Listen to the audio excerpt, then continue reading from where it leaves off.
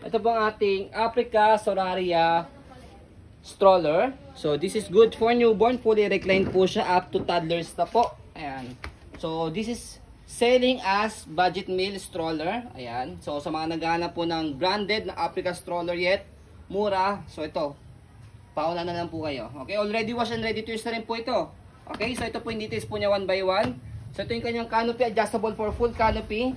Hindi naman faded, di ba? Wala po siyang faded, wala siyang discoloration. Lockable siya dito sa side para mag-fit. Peekaboo.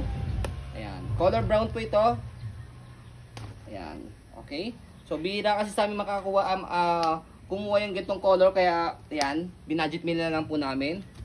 Ayan. Sa mga gusto po ng branded stroller. Ayan. Ito po yung kanyang pagkakaupo.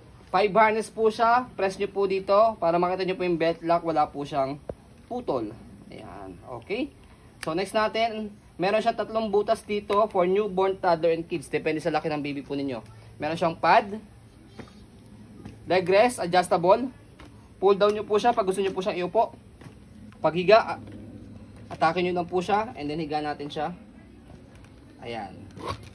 Okay. Fully reclined. Front handle, may pad. Press nyo lang po dito. Kahit ano dyan sa dalawa. Pag ilalagay o tatanggalin si baby. Okay? Next natin yung kanyang footrest, tapakan ng paa. Tapos yung kanyang gulong sa harapan. Ayan. Okay? And then next natin sa kanyang body frame, aluminum po yan. So expect minimal scratch siya. Ayan. So bawal po ito sa maselan, kaya budget meal na lang po namin binibenta siya. Go. Next natin, body frame sa kabilang side. Pati yung kanya munang gulong. Ayan, stopper. Pakita mo natin yung stopper. Ayan. So yan, all goods. Aluminum. Ayan. Next natin, yung kanyang likuran. Basket. Ayan. Tapos, sa pag-adjust po sa kanya kapag iuupo, itong dalawa, hatakin nyo lang po ito. Tapos, pull down nyo lang po siya paghiga. Ayan. Next natin, kabilang side ng body frame.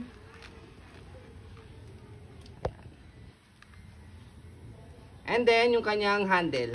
Sa handle niya, check natin kung meron siyang tear. So, ayan, wala naman siyang tear. Reverse. Yan, wala naman. Okay? So, stroll natin sa pag... By the way, yung handle niya, adjustable po ah. Press nyo po ito dalawang button. Kaya, makita nyo po kung gano'n kalaki magtutulak.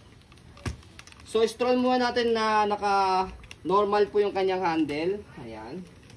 So, smooth siya. Next natin, kapag ni-reverse yung kanyang handle, ito. Tapos, shoot nyo lang siya dito. So, A4 cast po siya. Ibig sabihin, yung gulong niya sa harapan, yun naman po yung mag-lock. Yung likod, yun naman po yung mag-swivel. Yan. So, you can see, nag-swivel na. Ang purpose po nyo is for easy maneuver. Ayan. Okay, nag-switch siya. Nag-switch yung gulong niya sa pag-swivel. Ayan. Okay. So, okay na okay siya. Next natin, sa pag-fold naman sa kanya. Ayan. So sa pag-fold po sa kanya, may note naman po yan, slide. Aray, naka-unlock, preso ilalim. Kasi pagka hindi nyo siya in-slide, yan, na naka-lock siya, hindi nyo siya mapipindot. So slide, press, so fold muna natin yung canopy. Tapos angat yung likod and then pull down. Ganun lang. One hand fold, one hand open. So sa pag-open, same lang din, naka-unlock siya. Press yung ilalim tapos bubukan nyo lang siya. Pwedeng dalawang kamay kung gusto niyo siya. Yan. Pwede rin isa. Pero biglaan. Sample natin isa biglaan. So yan. One hand fold, one hand open. So ito po ang ating budget meal Africa Solaria premium stroller. So ayan po, so you can see, very details po kami sa po pag-video.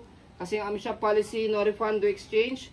What you see is what you get. So po, maraming salamat. Have a nice day and God bless po.